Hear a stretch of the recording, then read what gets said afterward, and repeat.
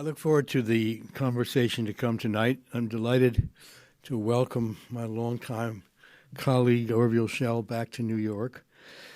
His widely respected scholarship has assured the Asia Society's Center for China Policy and its online China file, Susan, are a valued place. He's assured that they're a valued place in the daily diet for China analysts in the United States and abroad. Everybody looks at China file at some point during the day if they're serious about keeping up with China. The Kissinger oral history presented in Win Lord's book covers seminal negotiations he conducted during the Nixon and Ford administrations, the opening to China, the agreement to end the Vietnam War, Cold War negotiations with the Soviet Union, and shuttle diplomacy in the Middle East. I had a minor role in only one of them, the opening to China, which I guess qualifies me to introduce and comment on this event. More than 5 decades ago, Win Lord and I were junior FSOs together in Washington. We've been friends ever since. Our paths diverged when he left to become Henry Kissinger's assistant.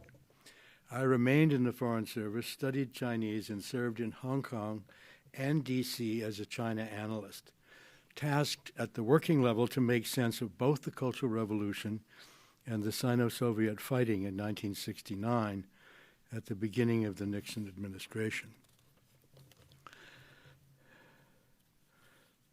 I now have to turn my page. Not so easy.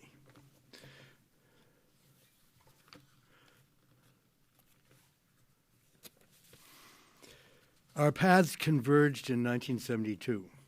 Secretary of State William Rogers asked me to manage the preparation and coordination with the White House of the State Department's papers for the historic Nixon visit to Beijing, and also to accompany Rogers to China as his assistant. In this role, I met several times with Win and his boss in Washington.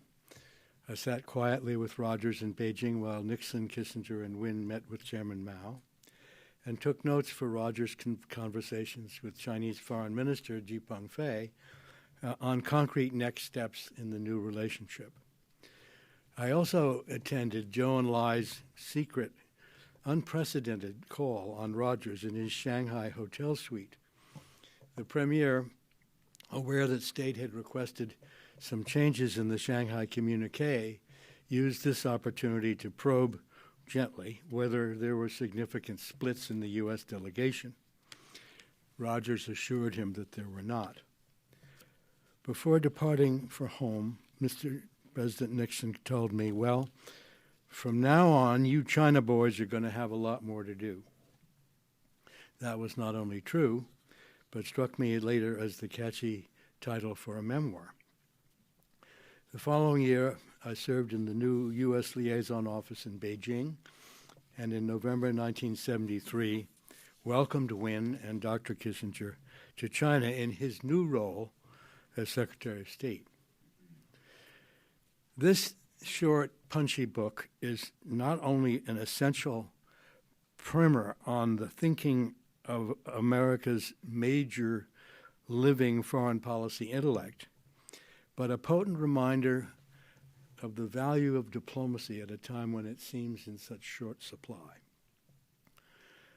Only close colleagues who had known and worked for Henry could have coaxed him to do an oral history and structured it so carefully to teach its important lessons. For this, we owe a debt to both Win and K.T. McFarland for making it happen.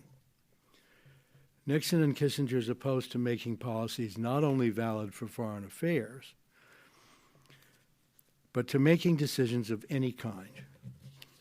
We always need to know what we're trying to do, who we're doing it with, and the potential consequences when making important choices. Henry was demanding to work for, as Win acknowledges. I remember Kissinger tasking me to write a toast for him during his first visit to China as Secretary of State. An hour before he'd asked it to be finished, he rushed up to my desk and ripped the draft from my typewriter. Reading quickly, he commented, "Platt, this is not your best work." Crestfallen, I sought guidance. Wynne piped up, "That's an A-." Henry ended up making the toast pretty much as written. In Tokyo 2 years later, I was embassy control officer for President Ford's visit to Japan. Dr. Kissinger made a grand entrance down the main stairs at the Akasaka Palace, and he spied me at the bottom. "Platt, what are you doing here?" After I told him, he said, "Well, if you're in control, find me a bathroom." In fact, I owed that job to him when I was required to leave Beijing in 1974 following a fatal automobile accident. He insisted that I take the foreign policy job in the Tokyo embassy, knowing that it would have significant China content. He wanted to make sure that my departure from Beijing did not remove me from the China field. Beneath his contentious demeanor, Henry respected and took care of the people who worked for him.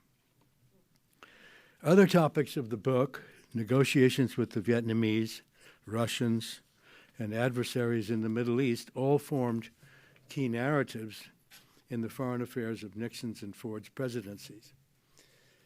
But the opening to China did fundamentally change the dynamics of international diplomacy and affected the outcomes of these other negotiations. When history books are written hundreds of years from now, Richard Nixon may get 2 sentences. One will describe the abuse of power leading to his resignation. The other will discuss the impact of that move toward China on diplomacy as a whole. For me, the impact was huge, changed my life, gave me a purpose that lasts to this day. In fact, I've just returned from several weeks in China with the Philadelphia Orchestra, which I serve as senior advisor. In 1973, I helped Maestro Ormandy and his musicians navigate their first visit to the PRC, the first visit by an American orchestra, from my position in the liaison office. The relationship has lasted and blossomed despite the sour current environment. The orchestra was loudly and warmly welcomed in 5 cities at their performances and resident cultural exchange events. Music seems to be one thing both sides can agree on. The fact that President Xi Jinping's wife is a respected professional musician may have something to do with it. My takeaway from that trip, there may be increased strategic mistrust at the higher level, but lower down, there's plenty of tactical trust between Chinese and American organizations that have been dealing with each other for decades. And hopefully, this will be enough to sustain the relationship. Speaking of the U.S. and China in the 80s, Al Haig said the safest place between opponents in the ring is in a clinch, tightly intertwined and unable to throw a decisive punch. I hope we're there now. China is too big to contain, and the relationship too complex to decouple. Thank you very much.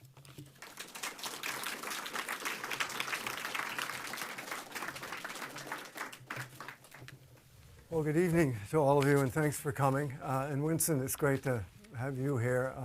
Winston's an old friend. In fact, we went to grade school together. That's how far back it goes. So, Winston, let's start out. Let me ask you, what was Henry Kissinger's reaction when you proposed this, and why do you think he wanted to do a book like this, which I should tell you all is a very nice bite-sized book it's very interactive, because Winston is really there to guide the ship, ask the questions, and keep things going in a very purposeful direction. So I found it, and here it is. And afterwards, it will be for sale outside, and Winston will sign it. So, Winston, tell us a little bit about the provenance of this whole thing. First, a few grace notes, if I could. I want to pay tribute to the audience for coming out tonight. You not only braved the weather, but you've sacrificed the chance to watch President Trump's kickoff of his campaign. So I hope you're taping it. I respect your sacrifice. I also have several members of my family, extended family, in the audience, and they promised to ask softball questions, laugh at my jokes, and give me a standing ovation when we finish. So I'm delighted to be in the company of two old friends and stars in their field.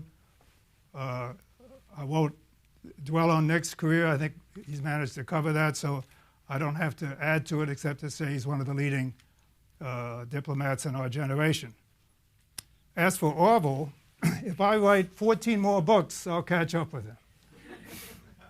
And this points up, and I say this behind his back, of my opinion of him. When I look at China watchers and so-called experts, I have three criteria. First, of course, their substantive expertise. Secondly, their style. I was an English major. I like to see whether people can write. And thirdly, their courage in the face of fundraisers and visa people. If you take those three criteria of substance, style, and integrity, Orville was number one among the China community. And it's a pleasure to be with you for this event. Let me make one last point about the book, if I could. We've been sort of wondering how we might sort of increase sales. And I got a great idea a couple of weeks ago. Before the book came out, I sent a press release to some friends, and one of them is, I hate to drop names, was Tom Brokaw's an old friend. He got the press release about the book, Kissinger on Kissinger, in his small iPhone, which cut off the last two letters of the title. So he got very excited, rushed out, and bought 100 copies of Kissinger on Kissing. So we're thinking of using that to gin up the I'm not sure if that might advance or suppress sales, Winston. Okay, now to get to your question. This book came out of a series of panels on Nixon foreign policy that I ran with KT several years ago, primarily the four issues that Nick has already mentioned. But we also got into leadership, negotiation, strategy, and so on. At the conclusion of this, I thought it'd be a good idea. The panels were people who had been in the trenches for these issues, and I was fortunate enough to be involved in all of them as a special assistant. But I thought, let's get Henry to look back after almost half a century and give his 30,000 feet perspective. He had never done an oral history, so it took some work to get him to agree to sit down. He thought he was going to just do 1 hour, and that was it. Well, I must say, after the first one, even he was intrigued about the potential here. It was quite a performance, but we'd only scratched the surface. To make a long story short, we did 6 more. And we turned the transcript into this book. I wrote introductions in the foreword and so on, and restructured it. But it's a remarkable performance for anyone to sit there after 50 years and recall not only the strategic directions, but the tactical milestones, revealing anecdotes, stunning portraits of world leaders, without a note. And I promise you, when you read the book, the transcript you're reading is 95% of what he said. I mean, we took out a few repetitions and a few awkward sentences, and I restructured it, but it's an incredible performance. And as I say, it's not only these 4 events, but it's a relationship between him and Nixon and how presidents and their advisors should work, why you need strategy in foreign policy, what are the components of that, what are the qualities of leadership, how do you organize the government to conduct foreign policy. So these are some of the longer issues that I think persist. I do think, I'm obviously biased, it's not only very accessible with its size, better than a 1,000-page memoir in that respect. In fact, we often say about Henry's long books, once you put them down, you can't pick them up. So we think this will be accessible, and I think for many younger generations, this is ancient history, some of these events. And I think for future historians and diplomats, it'll also be useful. So that was the origins of the book and the purpose of the book, and I hope the audience for the book. I mean, in reading through it, I mean, this, in a certain sense, 1972, this trip laid down the track that we've been moving along ever since, the track of engagement. And it was very artfully designed because there were two countries with very absolutely different political systems, value systems, and two countries that were enemies not many years before. And you've written in this book, and actually I find some of your comments, Winston, as interesting as Henry's. And I want to... Please don't tell Henry that. No, but Henry is interesting enough, and we always curious to hear what he says. But let me just read you these few sentences and then get you to respond in the context of today.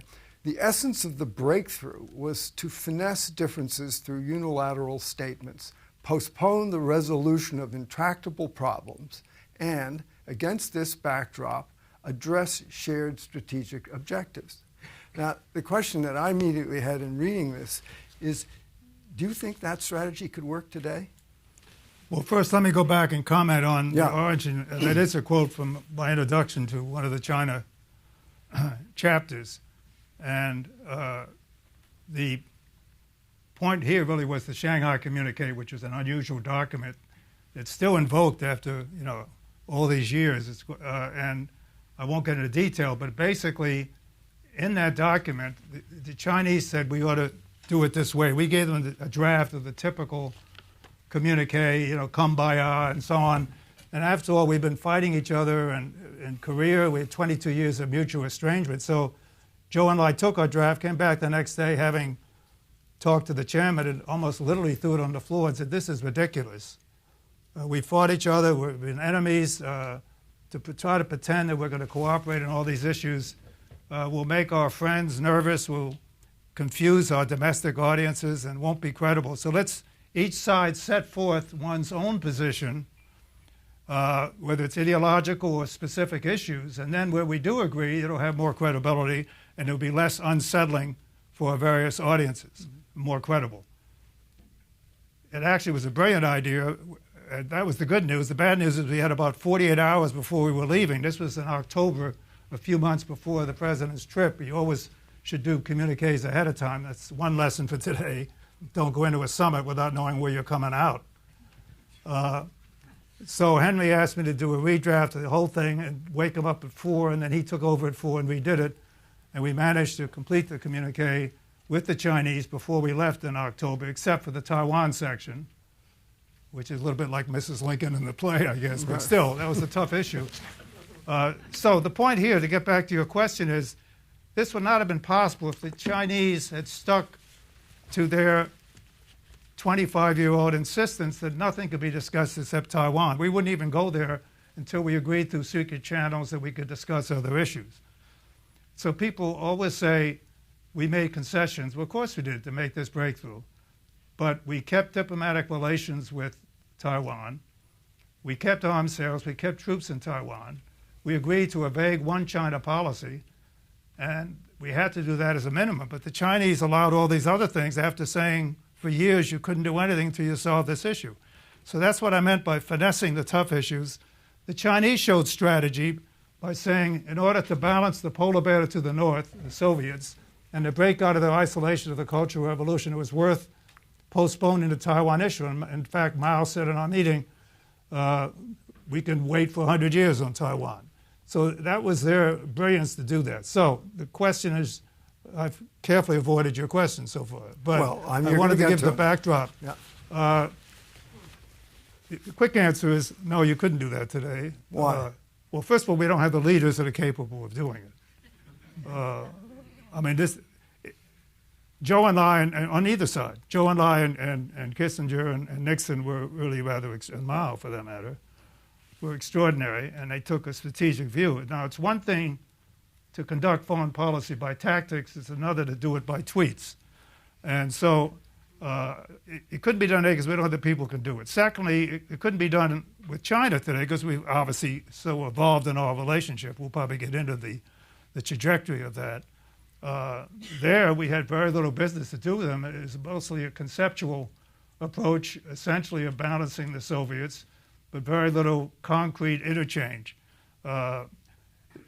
So today we have to deal with a whole range of issues, and we'll get into this, and I'll cut this answer short. I do think we're at the most serious juncture in our relationship because past crises with the Chinese have been over usually one issue, and when China was much weaker. So it'd be a Taiwan missile crisis or planes colliding or bombing the wrong embassy, but we could overcome that. Now you've got not only issues across the board with the Chinese, but they're much stronger, and you have the phenomenon of a rising power and established power. So the whole context is different, and the whole leadership is different. I mean, we're used to thinking of China when Deng Xiaoping comes back into power in 1978-79 as evincing a sudden and kind of realism and pragmatism. But it strikes me also, when you were there with Nixon and Kissinger in 1972, there was also a certain pragmatism and realism. Do you think that sort of gene is still active today or could be activated by the right leadership on the American side to get the Chinese to be able to separate things out in the same way that you managed to do? Well, I think in order to get the Chinese to behave better, if I could put it that way, first of all, there isn't much pragmatism on the Chinese side under Xi. It's so ideological now. The party's taken over. It's much more difficult to deal with them than it used to be, and they're more powerful, and they deserve respect and the greater seats at the table. I think to deal with the Chinese today, what we need, and this is what's sorely lacking. Let me just step back for a second and talk about what Trump is doing and what he isn't. He deserves, or his administration deserves, some credit for making clear that the Chinese are a strategic competitor. Now, competitor is different than enemy.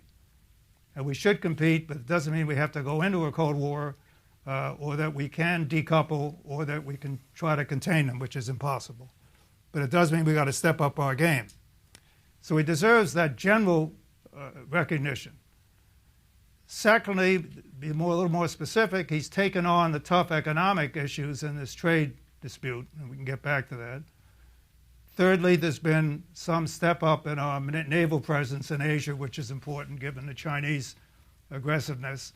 And this is classified, I'm not sure the answer to this, but I do think we're getting to be more vigilant on the cyber front with the Chinese. That's the good news. But the bad news of the current China policy really outweighs it, getting back to your question, how you can deal with them. There are four essential components, in my view, to any sensible, lasting, and effective policy toward China, and Trump is not doing any of them. First one is get your act together at home. We have this tremendous polarization, I won't dwell on it, but in order to compete with the Chinese, and Orville and I participated in a study, he co-chaired it, which focuses on how we deal with the Chinese, and what I'm saying draws heavily on that. It's called Course Correction. It came out a few months ago. It's gotten a lot of attention both here and in Beijing, and Orville was co-chair of that. In fact, he's ruined my golden years. He's got me involved in 3 China task forces in the last 2 years. So I was going to perfect my tennis game, and that's now suffering because of Orville. But I say that with tremendous respect, of course. So the first component which is missing, we're not investing in our future, whether it's science and technology to compete with the China challenge, whether it's education, whether it's infrastructure. Secondly, you need allies and friends. And I needn't dwell on how we've been alienating our allies with our love of dictators and so on.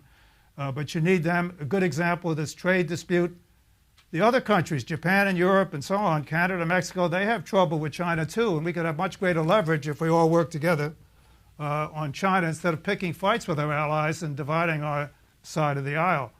And the most serious mistake that he's made in Asia policy, China policy, and I think really in foreign policy, was to withdraw from a major trade agreement called the Trans-Pacific Partnership, which involved all the major economies of Asia and would have meant our inclusion and China having to try to deal with open trading system, rule of law, dealt with labor, environmental problems, as well as export markets. So the second component is missing, working with our allies. Third one is multilateral institutions. We're leaving the field to China in certain areas.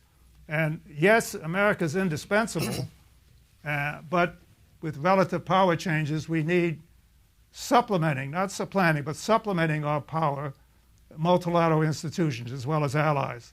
So to withdraw from the Iran deal, and Iran now may break the nuclear deal thanks to the Trump policy, although I yield to no one in my disdain for Iran, out of climate change, again with China staying. These are serious setbacks, areas we could be working with China on, and also would be more effective in working against China. Finally, I've talked about hard power. There's also soft power, which is essentially the city on the hill, the appeal of American democracy.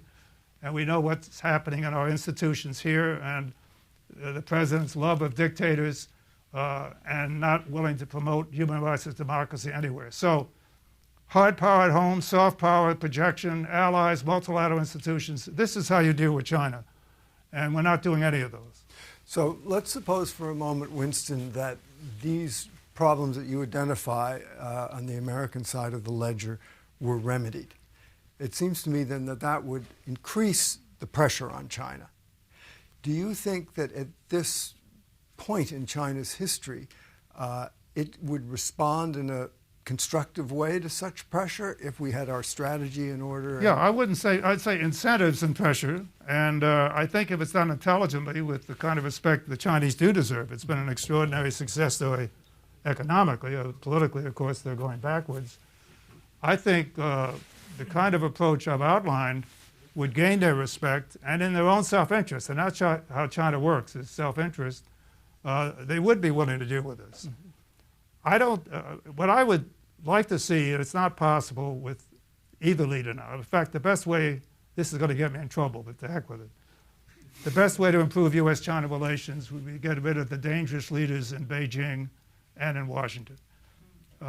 China's become assertive internationally, much more repressive even at home. It's interfering in other societies, and America is responding in a bad way. So I really would like to see different leaders in both capitals, and there goes any chance of a visa going back to China. Okay. With respect to whether China would respond, I think they will. I don't think they've, I'd like to see a discussion which would not be possible with current leaders, but really what the conversation ought to be is at a strategic level with China within which all the tactical issues can fit. And basically, we would say to China, we genuinely do not oppose or fear your rise.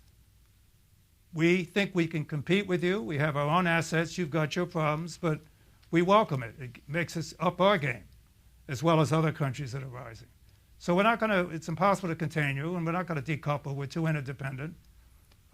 So we welcome that. On the Asian front, there's room enough for both of us in the Pacific. You deserve a greater place in the Pacific. It's your home yard. We understand your security concerns, although you're overdoing it with your current policies. But of course, we have a tremendous stake there, so let's both have shared interest in the Pacific.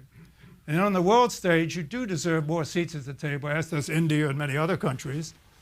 And if you're willing to be a responsible stakeholder, to use that old term, and you can reform some of the systems, but you can't uproot long-standing rules of behavior, norms, and regulations, we welcome your greater participation. So that's our attitude. The Chinese, in turn, should say to us, we're out for shared leadership, not preeminence.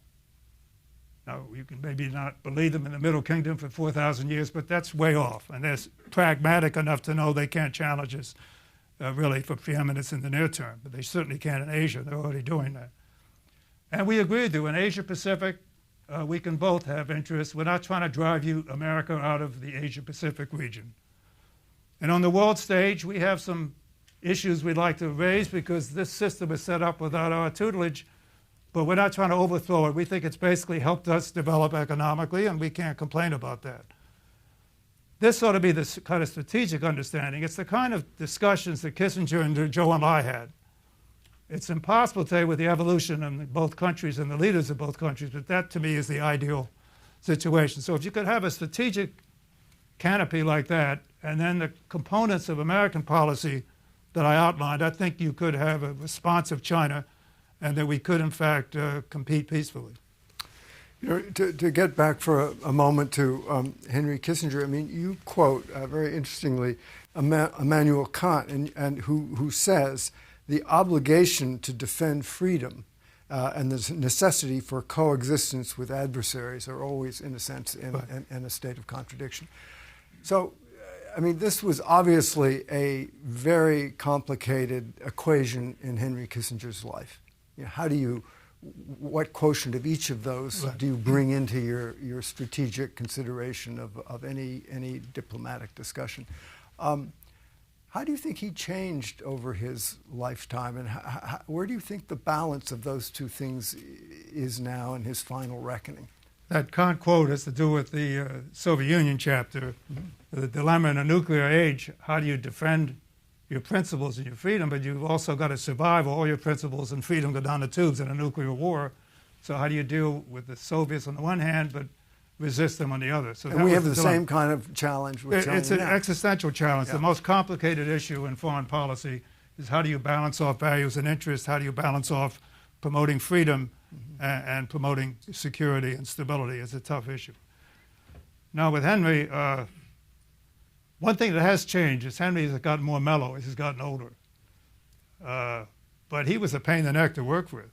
I say that in the most affectionate way possible. Yes, I really mean it, Henry, affectionate. I'll give you an example of what I call in my foreword to the book, when I do a portrait of Henry, the agony and the ecstasy of working for Henry. Some of you may have heard this story, but it has the virtue of being almost true. That's like Chris Hill used to say of Richard Holbrooke, he was both mentor and tormentor. No, that's what I say about Kissinger. Well, he took my line. It applies, I suppose. I said it first. Oh, you did? So I thought the Chinese stole intellectual property rights. I didn't realize fellow diplomats did. Working with Henry, I can be illustrated with the following, which is generally what happened. I used to write speeches for him. So he'd give me a topic, and I'd come in with the first draft. He'd call me into his office the next day, and he said, "Winston, is this the best you can do?" And I said, "Henry, I thought so, but let me take another whack at it." So I go in with the second draft a couple of days later. Sure enough, the next day, I said, "Are you sure this is really the best you can do?" And I said, "Henry, I thought so. I'll keep working at it." Anyway, this goes on for 5 or 6 drafts. And I go in on the 7th draft, and I know I'm going to get this question again, so I'm ready for him. And he says, "Winston, are you sure this is the best you can do?" I said, "Henry, damn it, I've done 7 drafts. I've tweaked every paragraph, every semicolon. I can't improve this speech by an inch. This is it." So Henry would smile and look at me and say, "In that case, now I'll read it."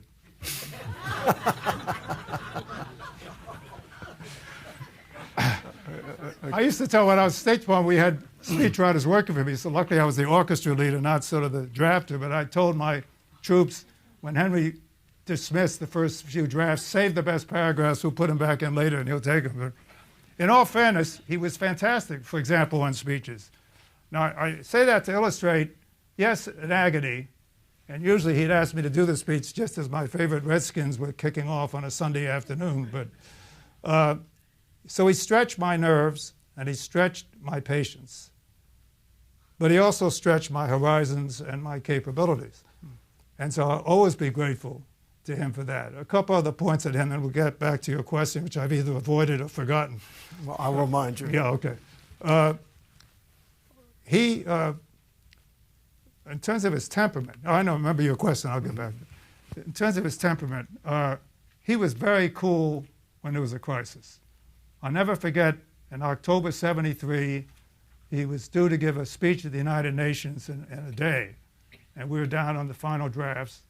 The Yom Kippur War broke out. All hell broke out. He was on the phone to the president, to the ambassadors from these countries, with the Russians, and all these things. And yet, at the same time, he would sit at his desk and coolly be writing the final draft of his speech without any sense of discombobulation.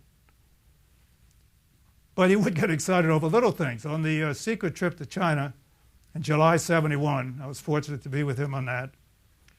You would think he's thinking about how am I going to deal with Zhou Enlai, or look at this geopolitical earthquake, or the James Bond aspects of this trip. No, he was ranting and raving about the fact that his staff assistant had not packed any shirts for him, which is understandable. It's a big event. It was secret. So I said to Henry, well, you haven't even started negotiating with Joe and I. You've already lost your shirt. He borrowed one from 6'3" John Holdridge, which was crucial for the opening, and went around looking like a penguin. You know? And then the label on the shirt said, "Made in Taiwan." So my point is, the guy was fantastic under pressure, and you excuse the ranting and raving when it would be a smaller issue. Now, Henry has always felt, in fact, he did a major speech in Minneapolis in 1975 that I helped to draft, that you have to have both values and interests, that they're not indistinguishable. Now, let's face it, he is not known for being Mother Teresa on human rights. He is someone who lost 17 members of his family in the Holocaust and who's seen what can happen when things go haywire. He obviously has an instinct for stability, but also a sense of human rights needs. He's got the sense of tragedy of a European, but the sense of hope of an American immigrant. So I think even though he gets beaten up a lot for not paying enough attention to human rights, he's always felt that human rights need some arena of stability. I think he's been pretty consistent in balancing these two. He and I would say, would disagree a little bit on emphasis. We both agree that human rights have to be, and we're now talking freedom versus stability, but it's essentially your question, have to be part of any agenda. But it can't be your only issue. For example, with the Chinese, it should be part of our agenda, but you've got security and economic and world governance issues that really have to take. And now climate change. And climate change and so on. And you're going to have some double standards. You can beat up on a country that's got bad human rights, you've got no other interests. Where he and I disagree is that I think that promoting democracy is a real concrete national interest. It's not just a value thing. It seems to me that democracies don't go to war against each other. They don't willingly harbor terrorists. They don't export and manufacture refugees. They don't cover up pandemics. And so we're better off with countries that are more open and transparent. Now, there's only so much you can do. It's got to be done by the people themselves and the country on the whole, but I think it has to be part of our agenda. So I would say Henry's been pretty consistent of not putting human rights as high as, for example, I would. And reasonable people can disagree on this, by the way. I'm not trying to make myself the good guy and the bad guy. I think there's a lot to be said for his approach, which is essentially you base your policies with other countries on their external actions, not their domestic systems. With respect to the domestic systems, you deal with it quietly, but you don't make a lot of fanfare. I think you need a little more public attention to it to build support for your policy, to encourage reformers in other countries, to perhaps nudge the trajectory of the domestic system. But I'd say that's where the disagreement is. So from now on, I'm going to make much shorter answers, I promise. But these are big questions. Yeah, they are. And I think it's fair to say he's been pretty consistent on this issue. Mm-hmm. You know, as I said at the outset, I mean, 1972, your epic trip really did sort of cast the die for many, many decades of our relationship with China. And it seems to me that as it evolved, even after 1989 and the shock of the Beijing massacre, the presumption was that if we could just keep interacting, setting aside things we couldn't solve, but sharing the things where we had common interest in, and interacting both through trade, culture, military, everything, we would slowly come closer together. And it's very interesting in this document that Winston and I have just been reading, the press conference of George Bush after June 4th. He, on 4 occasions in this press conference, says that democracy is a sort of ineluctable force, that once it gets out, you can't get the genie back in the bottle. Yeah, he said you can't put the genie back in. He keeps saying it again and again and again. So it's Republicans and Democrats. Yes, it was a common agreement. So the presumption was that slowly our two societies and value systems and even economies and political systems would become closer rather than farther apart. It seems to me now that we may be at an inflection point where we have come to the end of all of these decades of engagement. I wonder what you think. Do you think engagement has ended? And if you think it's ended, what should be put in its place? I promise short answers. The answer is no. No. Okay, I'll elaborate. No, it hasn't ended yet, and it shouldn't end. Of course, engagement is a process more than a policy, but we know what we're talking about. I think U.S. policy toward China over the last 50 years under 7 or 8 presidents of both parties has been a tremendous success story. This is an incredibly delicate issue. But now I'll get to the most recent couple of years, which of course amends some of what I'm saying. But my basic view is that successive presidents have essentially followed a policy where we were able to move ahead with China, and we've had some benefits from that relationship. Let's not forget that as we go ahead. And they have behaved themselves in certain areas better than they used to. So we moved ahead with China, but at the same time, Taiwan has not only preserved its security with our help, but it's been an economic miracle and is a democracy, showing the Chinese, just like Hong Kong today, is showing the Chinese people care about freedom too. It's not just a Western value, it's a universal value.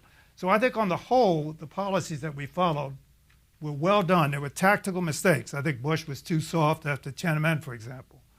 But on the whole, I think we've done well. Now, the conventional wisdom today, because China is acting up, is that what we did was naive and euphoric, that this was going to happen. I think we can all admit, you and I and our fellow China watchers, that we did hope that China would be in a better place in terms of world citizenship, an opening to the world, and its political system. I was lucky when I was ambassador, there was a lot more just pre-Temperament fermented hope for that kind of approach. It was an incredibly open decade. Right. Yeah. Where all of these hopes and aspirations for engagement seem to have some promise. No, when we were at the embassy, my wife would have cultural and political figures in, and we would have party officials in with reformers at the same dinner and kind of thing. So it really was an open period. So yes, I confess to hoping more, as did most China experts, that China would evolve in the directions you cited. But we were not naive. I mean, we knew that it was a communist system and they're going to have their own national interests. We always hedged with our military strength, our Asian presence, and allies. So I don't buy the conventional wisdom now in certain quarters that all of us were fools and dupes. We didn't know what the hell we were doing. First of all, what was the alternative? Containment's impossible because other countries don't want to choose between us, and China is going to grow, whether we try to contain them or not. Decoupling wasn't possible now. And so what was the alternative to try to work in this direction? I don't think there was a legitimate alternative. We did get some benefits, economic, China participating even today in things like Iran and climate change and anti-piracy and natural disasters and pandemics. So we got some benefits. China changed its views on issues like non-proliferation. So let's not forget some of the good news during this period, as well as the bad news, which is now accumulating. And finally, I would say the future is not written in stone. It's not that we're naive or overly hopeful in the short term, but it's not clear to me that what we see in Hong Kong in a certain mood replicated in Taiwan doesn't mean that the Chinese people themselves, with a growing middle class and with more information, despite the censorship, will replicate what has happened in Korea, Taiwan, Indonesia, Philippines, you name it, when a country reaches a certain level. So all of that is a long-winded way of saying we got to be firmer with China. And we deal with this dilemma in this, I recommend this report of course correction that Asia Society and University of California, San Diego put out, which really sort of outlines many of the themes we're talking about and how you grapple with the disillusionment. So Les, we have to be firmer. I won't prolong this answer by saying how we can do it in certain areas, but we also have to be smart competitors and not use meat axes in our response. I can go into details on specifics, but that's basic approach. And do you think if Henry was in the White House now, what do you think his recommendations would be? Well, he would, of course, follow what I recommended. No, I think he would essentially feel the need to get our domestic act in order, to work with our allies rather than against them, to participate in multilateral arrangements that serve our interests. He might put a little bit less emphasis than I would on soft power, but I think that's what he would try to do. He's very careful not to opine in public about any president, no matter how much he may disagree with them. And why do you think that is? Why do you think he reserves his opinion in such a... He feels, careful look, way? the cynics will say he's looking for a job. Trust me, at 95 and his physical shape, it's amazing what he's doing still. He's now looking for a job, and that's been true for a long time. The real reason is he's a patriot. And he feels, even if he dislikes the president or disagrees with their policies, he owes it to the country, which after all welcomed him as an immigrant, to give his best advice and try to help who's ever at the helm steer the ship of state.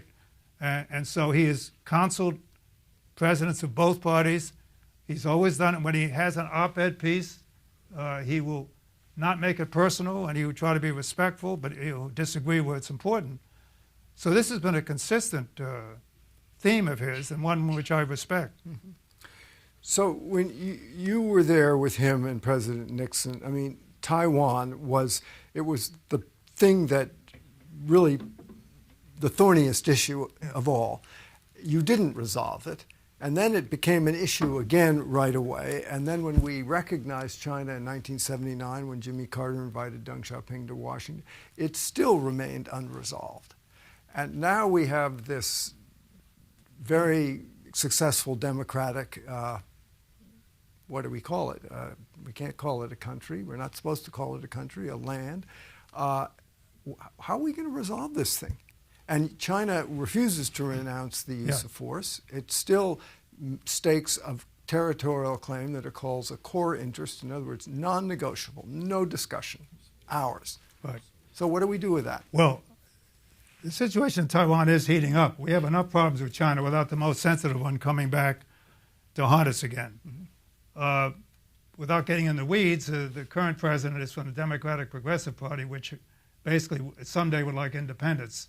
The current leader, Tsai Ing-wen, who I know quite well, has been very pragmatic, has damped down some of her more radical supporters' pushes for independence, has preserved the status quo, is willing to engage with China.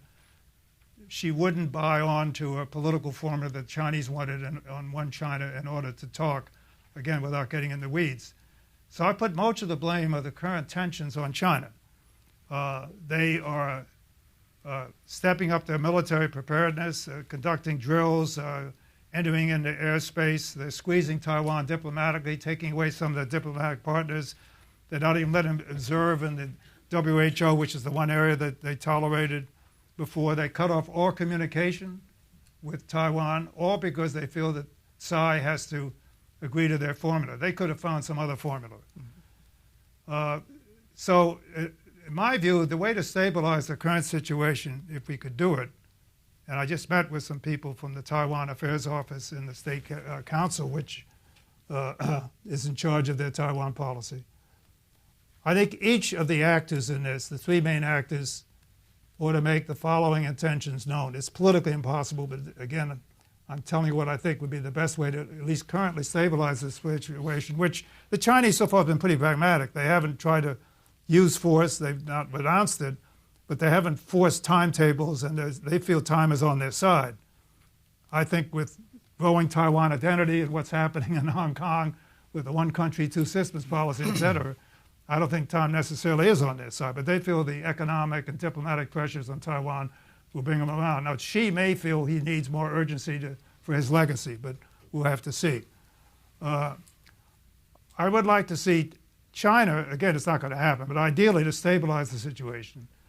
China would say, we still insist on reunification.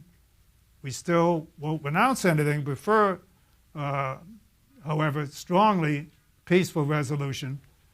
And we're not going to be pressing timetables in the immediate future. We're willing to let this thing evolve. We think time is on our side, but that's our position. Taiwan should say, in my view, we're willing to talk even about political issues. and we're not going to move toward independence in any provocative way. We'll stay with the status quo, which after all is de facto independence. So we're not going to provoke China by moving toward independence. China's not going to provoke us by issuing a timetable. And the U.S. ought to make clear its consistent position that not only the two sides have to deal with each other directly on this, and that it has to be peaceful, but this is the important point, that we will live with any outcome peacefully arrived with the wishes of both sides of the strait respected, which would mean explicitly we would live with independence, we would live with the status quo, and we would live with peaceful reunification. Because the Chinese are convinced. If it was the will of both sides. As long as it's the will of both sides. That would be the key reassuring statement from us. So that's what I think we need to stabilize the situation. It's not going to happen, but I'm hoping that we'll continue to defend Taiwan. I would say more high-level visits, continued arms sales, but make clear that our basic one-China policy and the three communiques remain in place. I mean, it seems to me, Winston, that the fundamental sort of hope of engagement was, as I said a moment ago, slow convergence. So let me ask you this question. Do you think it's possible for the Chinese Communist Party to evolve into something else quite different in the future? Or do you think it is so deeply set in its Leninist ways that it is just finally too brittle to make that transformation? I mean, we have no I'm going to give a shorter answer. It's the second one. They'll never change. So where does that then leave us? That's the overwhelming prerogative of every leader, and most emphatically under Xi, is to preserve the Communist Party, and the control is spreading, the repression is getting worse. It's also true in their economy, where they're moving away from the market economy. So they're not going to change. So then we get to that part of my question on engagement, which we haven't discussed, is if the old expectations of engagement are no longer operable, how do we deport ourselves in relation to some new understanding of China? If we're not coming together and we possibly are growing apart, are we back in maybe in the very Kissingerian world, which just says, they're there. We have to deal with them. We may not like them, but we should find whatever way we can to keep interacting. Yeah, well, essentially, that approach, you could argue that a Cold War, are we in a Cold War with China? Not yet.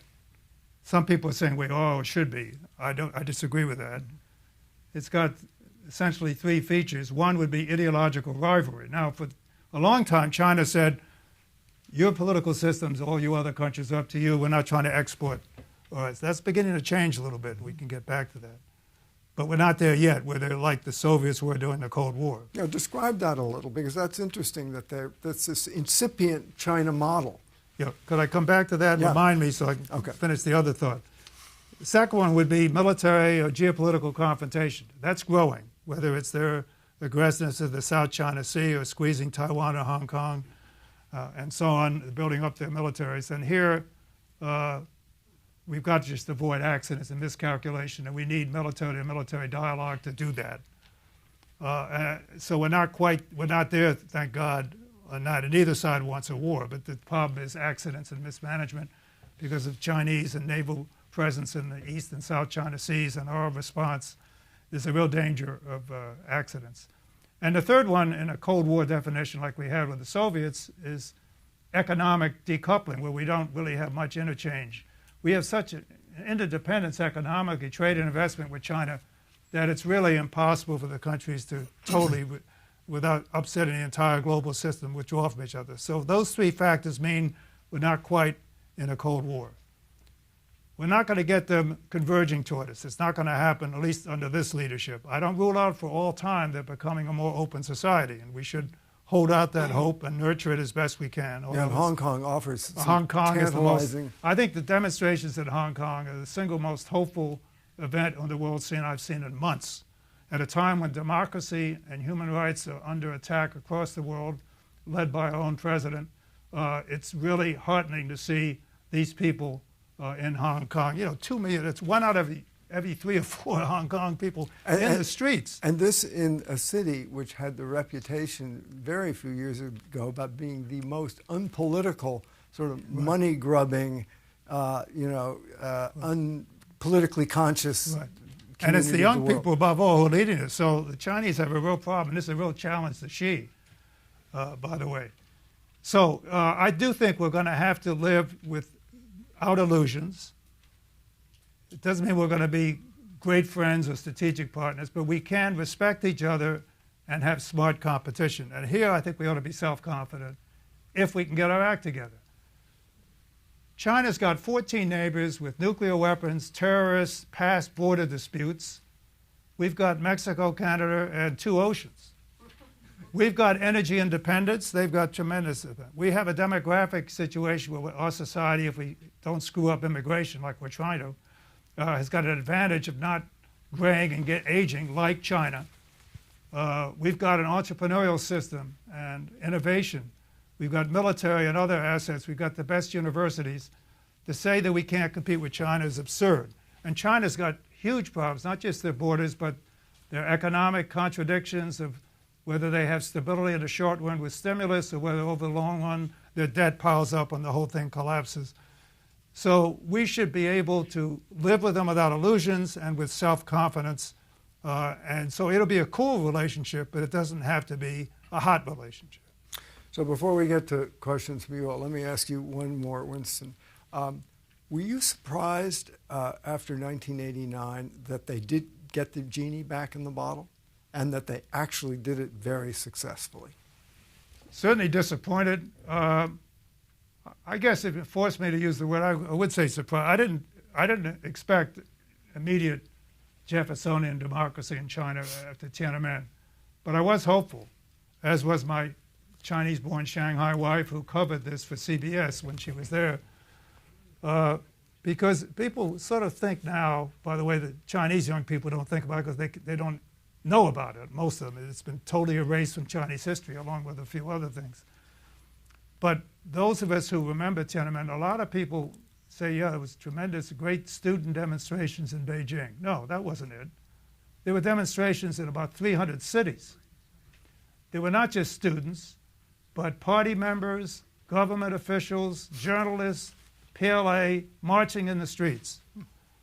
So, and this went on for 7 weeks without a broken window. So when you see that kind of demonstration, against the backdrop of the more openness that we had experienced in the late 80s anyway, I have to tell you I was hopeful. The crackdown was unnecessary because it already petered out and they just wanted to show a lesson for the future. Kill the monkey to save the chicken, whatever. I messed that one up, but you know what I'm talking about. Kill the chicken to scare the monkey. Well, you know what I'm talking I about. do. You all try to experts here, you know what I'm saying. So it was unnecessary. So yeah, I was certainly disappointed. I had no illusions that they could be ruthless. I mean, there were different approaches, even the leaders I dealt with. And Zhao Ziyang, of course, who was cashiered, along with Hu Yaobang, both of them being too liberal, were much more reasonable, and I think would have led China in that kind of direction. Li Peng and Deng himself were very tough. And I knew from history that Deng was not going to be politically open. He led for Mao the anti-rightist campaign in the 50s. When he got into office, with the help of Wei Ching-wing and the Democracy Wall, he immediately put him into jail once he got there. He's the one who ordered the Tiananmen Square massacre. So I wasn't naive, but I felt that the emotions and the magnitude of what we saw in the spring of 1989 really was a harbinger. I still believe it'll go down in history as one of the most important events, but how long we're going to have to wait, I just don't know. So you don't buy into the notion that the China model might end up being ascendant over the sort of liberal democratic market model? Well, it's very tempting when you see China's tremendous rise to say, and China's beginning now to sort of tout this as the model for other countries, unlike the modesty before. Yeah, the Belt and Road. The Belt and Road Initiative and so on, and mucking around in our society and other societies which we haven't gotten into. And also with Democracy in Disarray, there's a tremendous new book coming out by Larry Diamond, who's a really expert on democracy. It's called Ill Winds. I'm just dipping into it. And he tabulates all the setbacks to democracy, but all the reasons we can turn it around and come back. The China model does look attractive to a lot of people. They can be decisive. They have apparent stability. They can turn on a dime. They can resort to measures that head off crises. And they've defied history so far. No one would have thought 30, 40 years ago, when you get a big middle class and you get the openness to the outside world, that they could continue to squash the Chinese people in certain areas. They're more open in other areas, like travel and so on, but squash any political expression. But I'm not convinced that that's going to last forever. And still, if you look at models, democratic countries do much better economically still than these other countries. So China's sort of the outlier, and we'll see how long that lasts. They've got their own contradictions. Okay, so let's throw it open to questions. Please wait for the microphone because this is being webcast, and so right here. Microphone's coming. Yeah. Tell us who you Kevin are. Shanley from the Asian Society Policy Institute. And recently I was privileged to watch a program right here called Erasing History. I think Orville moderated it, about Tiananmen Square.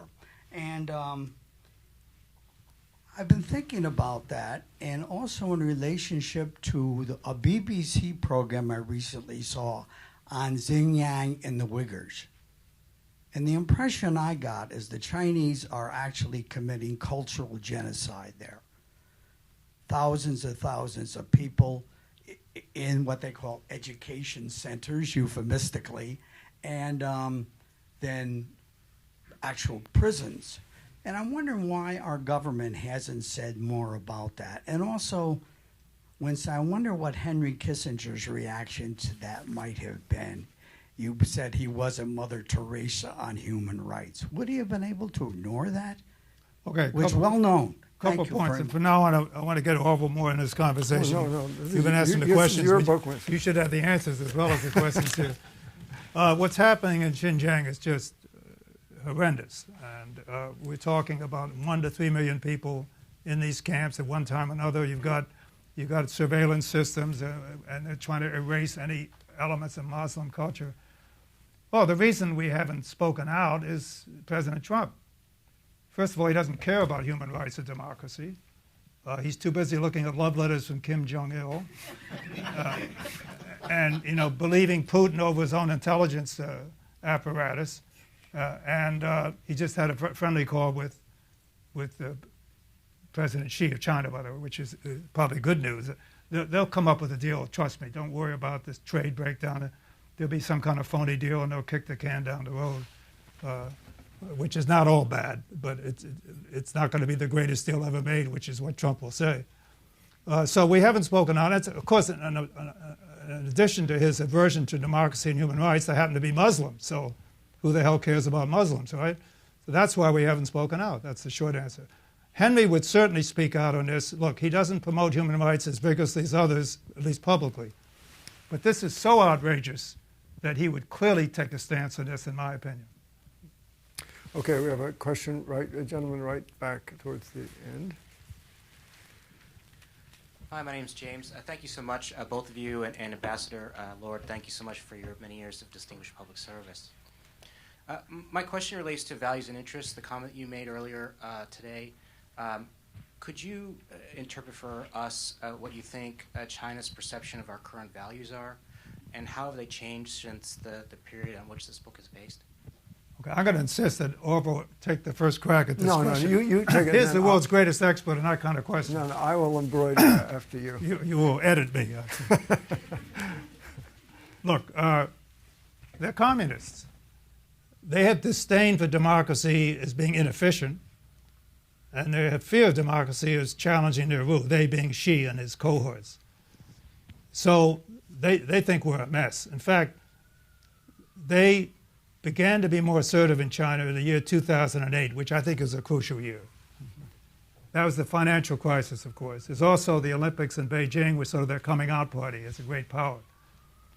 On the U.S. side, this was the beginning of a reaction in this country to globalization, a beginning of a turn toward more protectionism. Hell, even Hillary Clinton, although the Democrats are usually more protectionist anyway, but even she ran away from TPP, the big Asian trade pact, even though she once called it the gold standard. So that shows you that 2008 sort of shook up American thinking, and certainly popular thinking about, is globalization necessarily good for you, and we better look at trade, maybe even immigration. And this is what Trump rode on. So that was important from that standpoint. But even more important, to get back to your question, it gave the Chinese a sense of, in my view, premature triumphalism. The Americans are telling us how to run the economic system. They really screwed it up. They got through it pretty well, although they piled up a lot of debt doing it, whereas we took a lot longer time.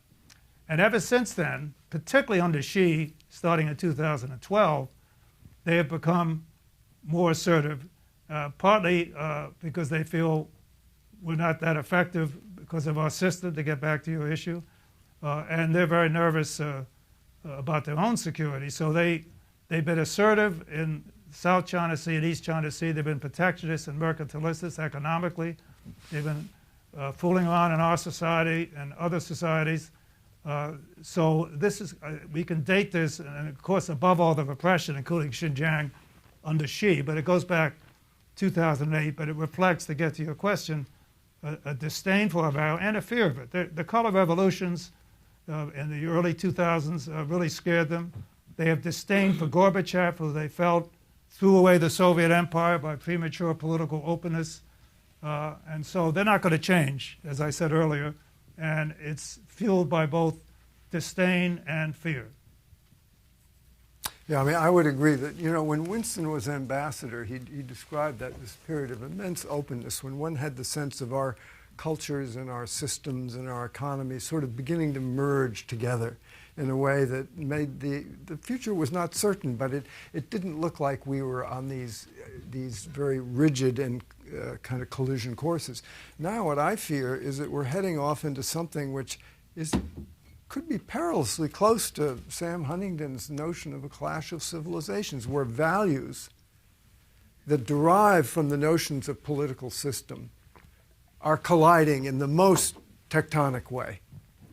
And it's at the same time, which as you suggest, Winston, our own system is in kind of disarray, so we have a competitive disadvantage in this clash because it looks like we're incompetent and our values don't work and our political system is paralyzed. That's what I fear, and I think it would be a tremendously nightmarish denouement if the new kind of Chinese big state, sort of Orwellian world with technology united up with authoritarianism is the model which gets lofted around the world as China moves around the world, giving away billions of dollars here, there, and everywhere, because these things travel with money.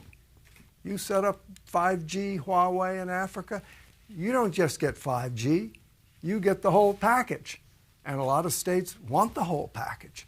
You get the surveillance, you get all of this stuff. So I think this is a very, very dangerous time. And I would even go so far, and I'm just stunned to hear myself even think this, much less say it, a little bit like it must have felt in the 30s as we watched the Axis powers kind of come together. You have Putin and Xi in Russia celebrating their birthdays together in Tajikistan, Xi off to North Korea on Thursday.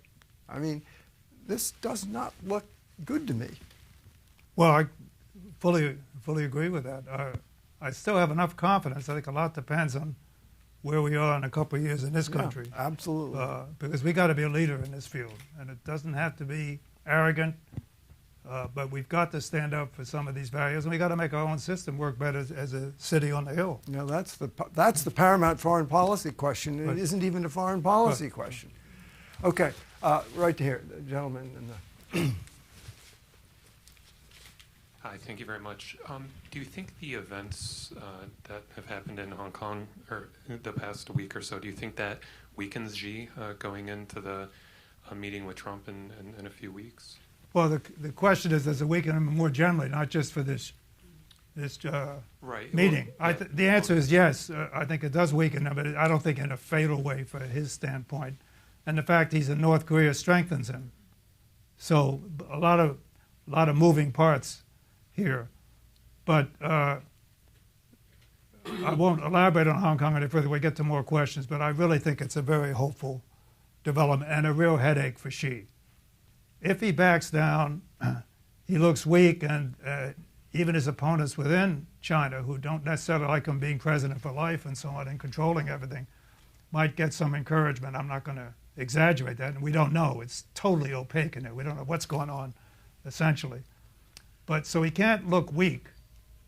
But if he really cracks down and pushes this extradition bill through, for example, with tremendous riots, he's going to lose Taiwan forever if he hasn't already in terms of any one country, two systems. And he's going to mess up Hong Kong's financial system, which is also important to China. Now, it used to be 15% of China's GDP. Now it's about 3%. It's less important. But it's still an important transit point between China and the rest of the world. And so he would be hurting his own interests. So he's got a real dilemma here. Yeah. And there's a bit of a clash of values working there. So if there are more demonstrations, and God forbid there would be a kind of a Tiananmen June 4th situation in Hong Kong, I mean, this would sort of compromise China in a way that I think could be devastating. Right. All right, question right here. Winston, can I push you on the Joe and Lai? Wait for the microphone. Sure. Winston, can I push you on the Joe and Lai thing tonight to expand a little? If you'd speak into the microphone. Right. Can I push you on expanding on Joe and Lai's role? His role? Yeah. Yeah. Well, Kissinger has said that Zhou Enlai was the most impressive diplomat he's ever met. And if you look at the last 50 years, he's met them all. I would agree with that. That's much less important. The guy was extraordinary. I'm not saying he wasn't ruthless. And you don't get to be number 2 or 3 for all that time and not be ruthless. But he did mitigate some of the worst disasters of the Cultural Revolution, which he suffered himself. And to show you his cleverness, by the way, when we were there on a secret trip in July '71, and we went to a banquet with him, Peking duck banquet, which is my meal. If it's my last meal, that's what I want. Over that meal, he talked about the Cultural Revolution. Now, it was technically still going on, but it gotten through its worst phase. And to show you how clever he was, he, by the way, was locked up in his own office by the Red Guards and was trying to save artifacts and people during this horrendous situation.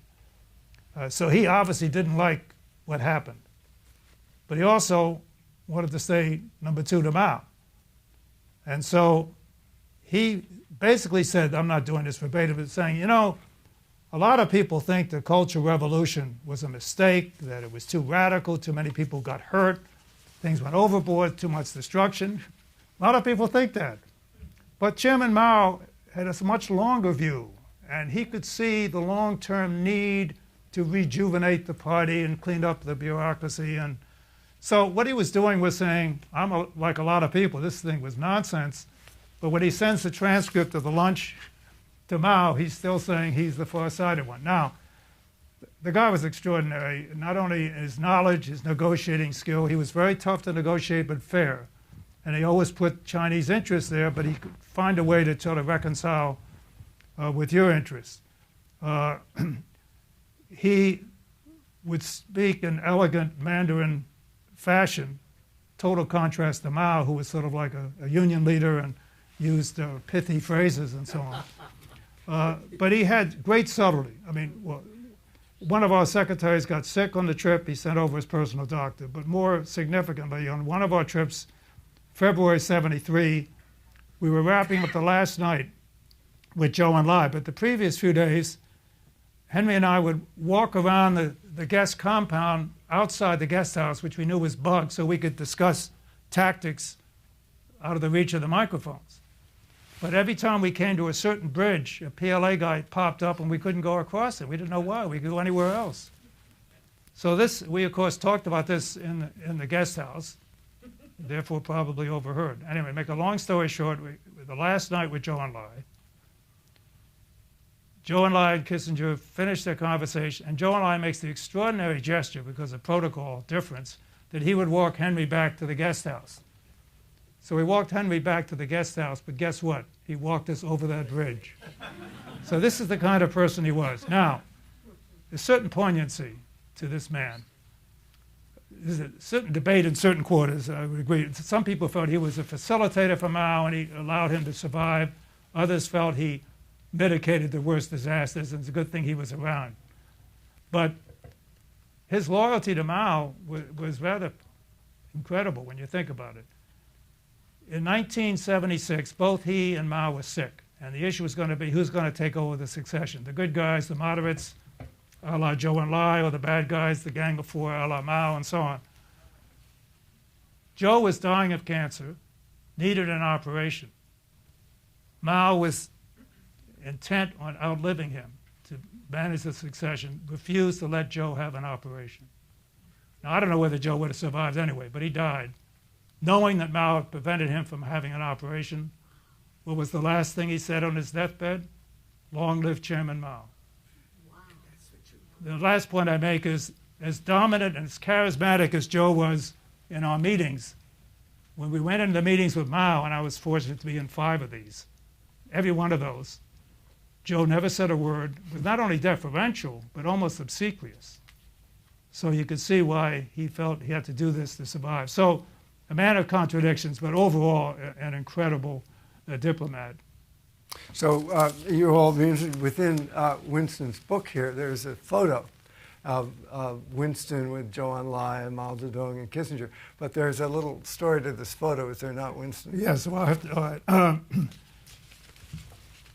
When we went on the president's trip in February 1972, we'd only been in the guest house an hour after arriving. And Zhou Enlai came over and said that Chairman Mao wanted to see the president right away. It's the typical emperor summoning you without notice. But it was good news because he was putting his stamp on the trip for his cadre, for the world audience, that he approved of what was happening rather than waiting to the end, which he usually would do. So we're very pleased. Nixon asked Kissinger to go along as national security advisor. As Dick will attest, he wasn't eager to have the Secretary of State there. Although in all fairness, naively, I think Nixon thought there was going to be a second Mao meeting. He was going to take Rogers to that. In any event, Kissinger asked me, as someone who was in charge of the president's briefing books and who had been on the secret trip, and by the way, we got to China before Henry, as you probably know, because when the plane went over the Chinese border, I was in the front, Henry was in the back, so I went into China ahead of Henry. We go into the meeting with Mao, and at the end of the meeting, Nixon turns to Zhou Enlai and says, Mr. Lord was never in this meeting. And they brought in the communique with me in it. They brought in the photo in the book with me in it. And Nixon said, no, he wasn't here. And he had a good reason, because it was humiliating enough for Rogers to be absent with Kissinger there, but to have a 30-year-old punk also there would have been too humiliating. So for several years, the whole world, except for a certain lady from Shanghai, thought there were only 2 Americans in this meeting.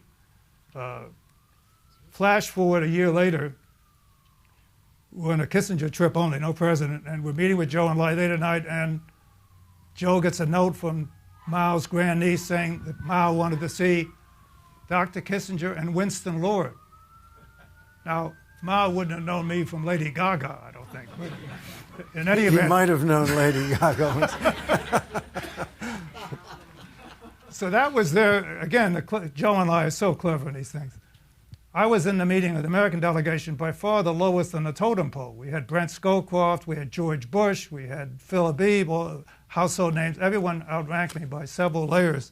So there's no way the one person going with Kissinger to that meeting was going to be me unless Chairman Mao asked for me, which he did. So I went to the meeting, and at the meeting, the Chinese presented me with that photograph to prove that I actually was in the meeting. So. Well, with that little bon mot at the end, I thank you all for coming. Thank you, Winston, for sharing your help.